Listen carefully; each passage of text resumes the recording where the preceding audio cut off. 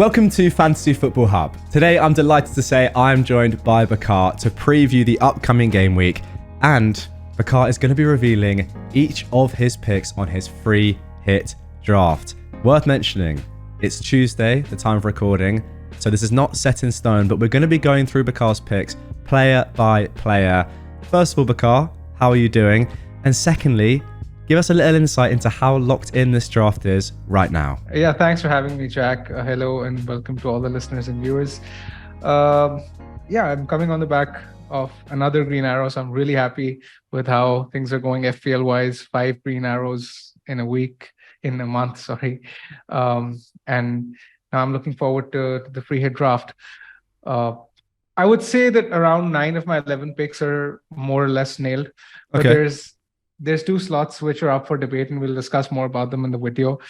But overall, I feel as if I'm in a good place, and I've given it a lot of thought.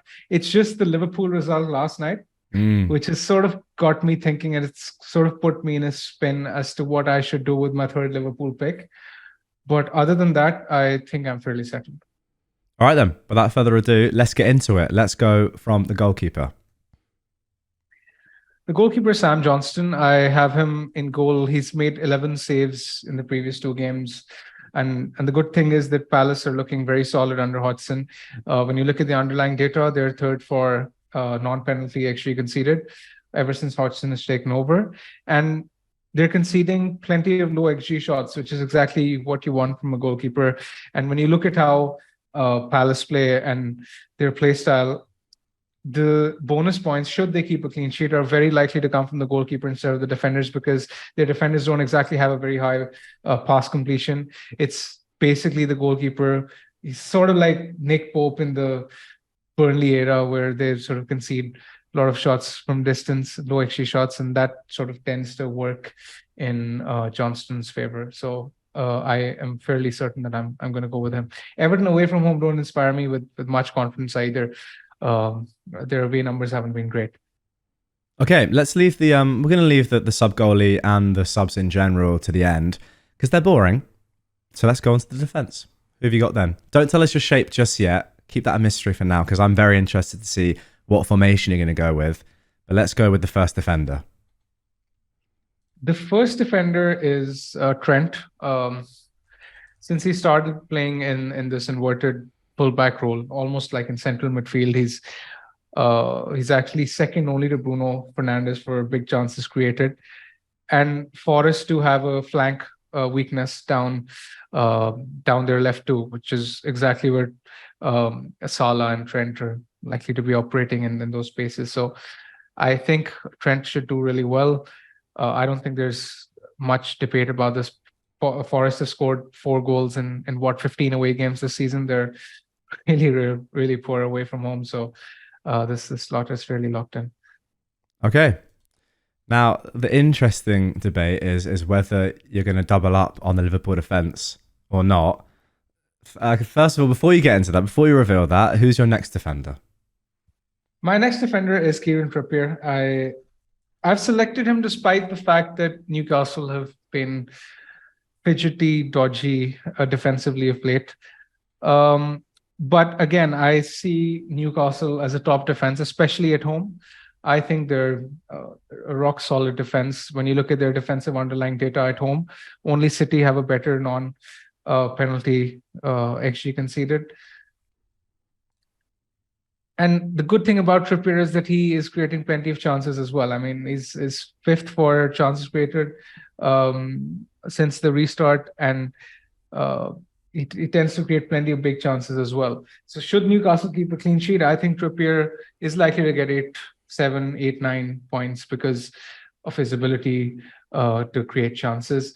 And I don't really want to put myself in a position where I negate the advantage on my free hit and basically bet against Trippier, because I think that Newcastle can easily keep Spurs out, and should that be the case, then Trippier will do well. Yeah, I said it in yesterday's video. I don't think it's one of those where you're scared of EO or you're trying to be safe. It's just that you do genuinely, I don't want to put words in your mouth, but from what you've been saying, it seems as though you do genuinely think he is one of the best picks this week, and that's why he's in your team. For sure. Absolutely. Okay then, next defender.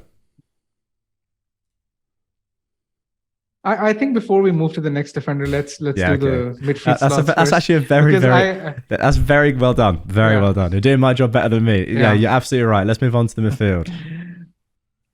Yeah, because I want to basically speak about the slots which are, more or less picking themselves in the team.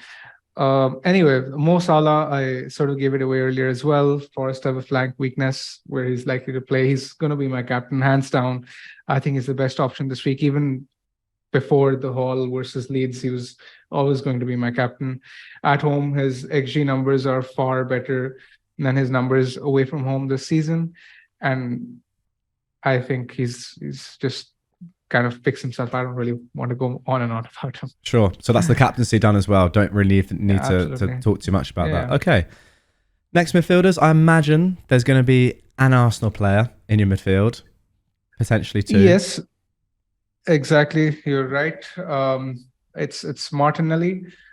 I mean, he's basically been in surreal form after the World Cup. When you look at his numbers, especially since Nketiah has been out of the team, his numbers have improved significantly. He's getting returns in almost every game. Now with Jesus back in the side, he's making those runs in behind. And at this point in time, I actually think he's probably the best Arsenal asset to have. Is because his numbers have actually been much better than Odegaard or Saka, for that matter, when you compare him with the other Arsenal mids.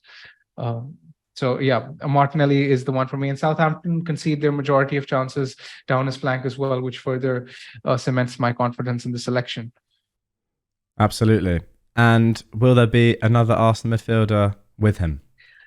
Yes, it will be. It will be Bukayo Saka, despite the fact that Arsenal, Saka hasn't really been hitting top gear in the previous 3 weeks. I'm sure you can allude to it as an owner, but I prefer not to speak. I do think he's going to come good simply because of the fact that I look at him, his numbers this year at home, he's doing much better. His XG, non-pen XGI numbers are almost significantly better than his numbers away from home, and he just seems that kind of guy who will bounce back from the penalty miss. And in fact, Arteta did hint in the post-match press conference as well that Saka is likely to keep penalties, which is great. So in that case, I think his selection is sort of easy. And as you might have sort of guessed, I prefer going with triple Arsenal attack over the defense because of the fact that ever since Saliba is out, their defensive numbers have sort of collapsed, while they're one of the best XG sides at home this season. Yeah, it's an interesting one. I think as long as you say, if Saka is still on penalties, then despite me personally just getting very annoyed with him of late, him not doing very well in my team, as I'm sure he hasn't done well in a lot of your guys' teams as well, he is still definitely one of the best picks on the free hit this week. For me personally, I'm not sure if I can overcome my biases. This man has let me down, but he's in your team, and there we go. All right, let's move on. Do we want to do a fourth midfielder? Preferably not. Let's move on to the strikers. Okay, let's move on. So the 3 strikers I have in my team, first is Gabi Jesus.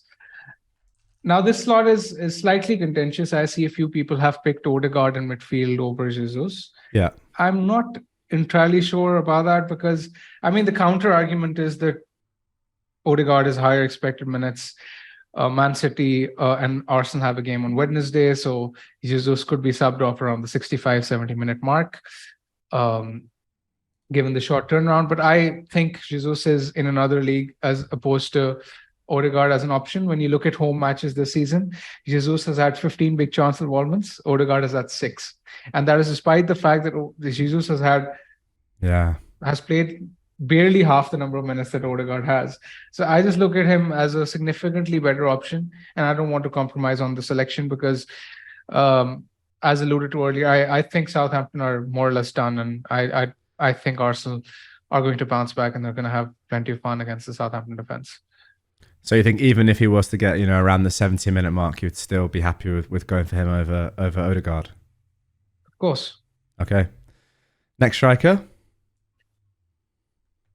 Next striker is Ollie Watkins. I think Watkins, this would have been more of a debate had he not got a 16-point return against Newcastle. But I mean, with his recent form, he almost picks himself. Willow have scored in every single match under Unai Emery.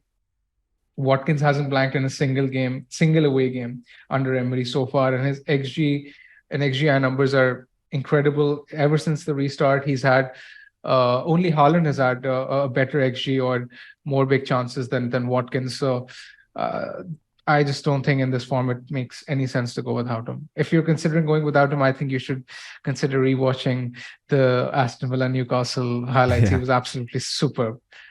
Yeah, he could have got more on that game, that's for sure. I think it's an interesting one with Watkins, what you just said there, because you're right. Brentford away on paper, not the easiest fixture, but I haven't even thought about not including him, such as the form that he's in. Okay, Newcastle at home wasn't the easiest of fixtures either. Well, exactly. And look what he did. Well, you're saying yourself that you're happy you were quite confident of the Newcastle defence. I guess that's at home for them, but still, nonetheless, they're a good defensive team, and absolutely tore them to shreds. Okay, I think apart from Trippier and the Arsenal 3, that is a little bit contentious. That is the obvious picks. I say obvious, but you guys know what I mean. The obvious picks done. Now we're moving into more, I don't know the word, contentious, up for debate, differential perhaps, selections. Sure. Where do you want to start? I'll leave it up to you. You can start wherever you like. Sure, yeah. My third forward slot is more or less settled. I don't think I'll be changing it. So let's move on to the third forward. All right, yeah, Any sure. guesses? Well, seriously, if I hadn't seen your tweets and I hadn't just spoken to you a little bit off camera, I would have thought that you may go for KANE, but I believe that you're not going for KANE. First of all, am I right with that? So no KANE?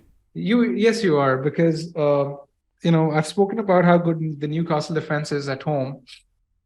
Jack, in 14 home games this season, no forward has scored more than 6 points away at St. James Park. That's the limit. That's the ceiling. And given how Spurs are playing and looking at Kane's numbers in general, his underlying data is better better at home as opposed to away from home. I don't think Spurs will score too many. And even if Kane does get something, I don't think it'll be more than 6 or 7 points. So I want to bet against him. Given his high ownership, I think this is a low ceiling fixture for him. Okay, so yes, you think you're right. I'm not going for Kane. So you think the upside is there in another pick where the ceiling is higher. So for me to have a guess, and I'm going to be thinking of players that have a higher upside this week, I'm thinking of the likes of even Solanke.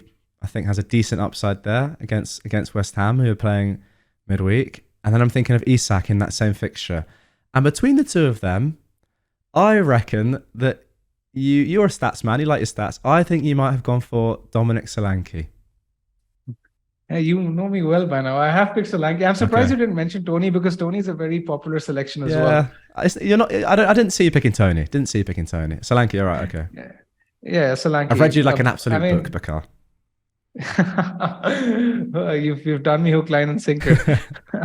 When you look at his numbers, Solanke, last 4 games, he's top in the entire league for shots inside the box, non-penalty XG, non-penalty XGI, big chance of moments. He's just been electric. And given how well Bournemouth are playing ever since they made their January signings, they're looking a completely different team. They're playing with a lot of energy.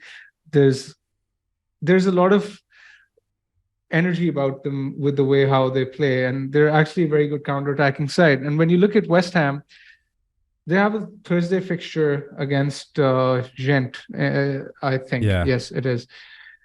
So Bournemouth who are a good team, by the way. They're a good team. They played well in the last game. So Bournemouth would have had a full week of rest, and I don't see West Ham being able to cope defensively against them. I think Bournemouth will pick them off on the break, and I do think there are a couple of goals in this game for Bournemouth. And they've conceded the highest number of penalties this season as well. And I think Solanke is hopefully due a penalty, because Bournemouth haven't had one all season. So in that case, it helps being the penalty taker. Well, not sure that applies or that is true these days, because every Incredible, single no? man. Yeah. Exactly. Because owning, my friend Late Riser tweeted the other day that owning penalty takers is suboptimal. I mean, we are living in that sort of That's era crazy. where that does stand true. But yes, I think I'm going to go with Solanke. Okay. There we go. Can I ask you a question, right? I Of don't course. know. We haven't seen the rest of your team yet, so I'm not entirely sure the budget restrictions of your side for this week. But in a straight shootout, if you could just pick one player, money no option, Solanke v Kane this week, would you still go with Solanke? I mean, it sounds ridiculous to say it, but yes, I would pick Solanke. I think that's fair enough. I think that's It's fair simply, enough. it's just fixture play. It's just fixture play, and it's basically backing how good the underlying data for Solanke has been. There we go. Okay, so an interesting pick up front. Where do you want to go next? Do you want to cover off? So hang on. So we're now down, I think, to those two players, aren't we? That you mentioned. Yes, exactly. Okay, right. Yes, exactly. Let's just discuss them, because again, now for me, it's this selection is the one where I'm really not sure which way I will go, and I keep swapping back and forth. It's essentially because I have to decide who the best third Liverpool option is. So I'm obviously, given the structure of my team, I'm only considering two options. There's one Robertson, and the other one is Cody Gakpo. If I go with Gakpo, then I will go with another defender, and if I go with Robertson, I'll have to pick another midfielder. So it's basically one pick is dependent on the other, Yeah. which is why I sort of wanted to leave it till the end so that we can discuss this and as a combination. I was fairly set on Robertson before last night, because I did think that Darwin was going to be a minute's risk, and I wanted to back the Liverpool defense. As I've said, Forest haven't scored a lot of goals away from home this season. Their numbers have been absolutely appalling. But having said that, in 14 games, they've conceded 36 goals as well away from home. And if Gakpo is in form, then it makes it very tough to decide which way to go, because given how well Liverpool played last night, I don't think they will be making plenty of changes. I do think they will make early substitutions because their game is on Saturday, and then they're playing West Ham again on Wednesday. But I would still think the likes of Gakpo or Jota should be good for 65 to 70 minutes. Yeah. And it's just whether I decide to back the upside, because I do think picking Gakpo has a higher upside than Robertson. But the problem is that if I pick Gakpo, I don't really like the third defender that I'll select. It'll probably be Mitchell from Palace, because Really? I think, yes, Okay. exactly. Because I think if I look at all the teams this week, and even if you look at the odds, I would probably back a Palace defender, or dare I say, even someone like a Castan. But again, Leicester's defensive data has been abysmal, so I don't really want to go there. So it sort of leaves me to just a Palace defender, which is probably going to be Mitchell if I decide to go down this route, Mitchell plus Gakpo. But the other combination sort of offers me a better balance, where if I pick Robertson, I can then potentially go with someone like an Andreas or a Madison or an Ayew, because I think those three are decent differentials to have this week. I know they're punts, but I do think each one of those picks has some sort of upside. For example, if I look at Andreas, Leeds, I mean, their defensive numbers over the past 6 weeks have been terrible. They're bottom for XG, non-pen conceded. Andreas is on penalties, on set pieces. His numbers have been decent as well. While Madison, I think this is probably the biggest game of Leicester's season. Yeah. He's going to be on set pieces, and he played well against it. He had a big chance, and he looked like he was creating plenty of chances as well. So if anyone was to step up for Leicester, it's probably going to be Madison. And if I was picking a Palaceman, I would probably go with Ayew. I know Eze and Olise are the flavor of the month on FPL Twitter and everywhere else on the fantasy football forums. But personally, I think Ayew's numbers are better than those two.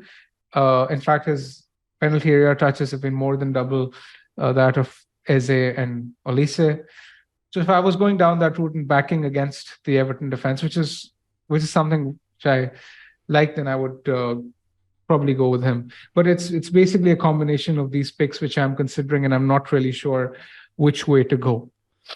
Okay, right now I'm gonna have to put you on the spot because I need to get a full 15 so that we can see what the hub My Team tool is rating your game week out of 100%. Who would you go for?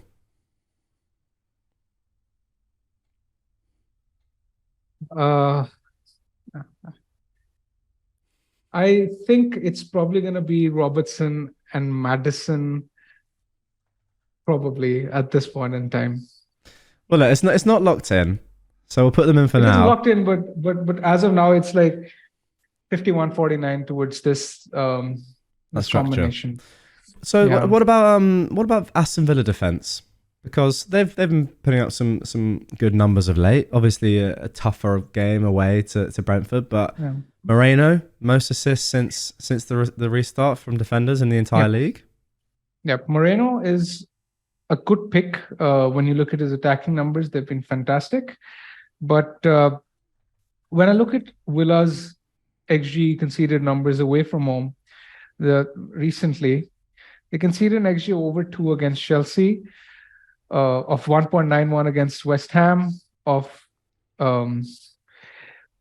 over 2 against City, and so on and so forth. I mean, their numbers recently away from home haven't really been that great. I do think Brentford will score, and Brentford have scored in pretty much all barring 1 or 2 of their home games this season. So even though I think Moreno is an excellent shout in terms of getting attacking returns, I just don't back the Villa defense for a clean sheet this week.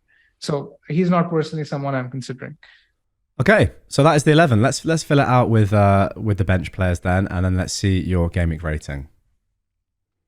Sure. I mean, the bench players are up for debate. I'm probably going to pick Everson as my bench player, as the bench keeper. Wolves have plenty of shots. Even when you look this week, look at the saves Raya made. I mean, so many low XG shots, and it was almost to them that they were gifting points to him. I mean, I say that as a salty non-owner and someone who sold him this week, but it was true. I mean, even before that, you look at against Chelsea. I mean, Kepa made 3 or 4 saves. Before that was Leeds, and Wolves do have plenty of low XG shots, so the point still stands true.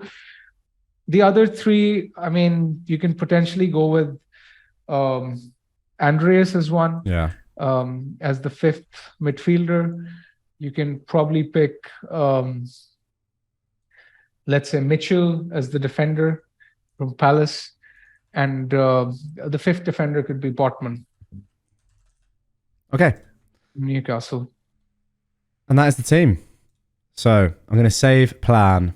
I'm going to click on some buses so that we can see, because that's what you have to do on the Fantasy Football Hub My Teams. Or I'm going to set this up as you would have it as well. So Mitchell would drop to the bench.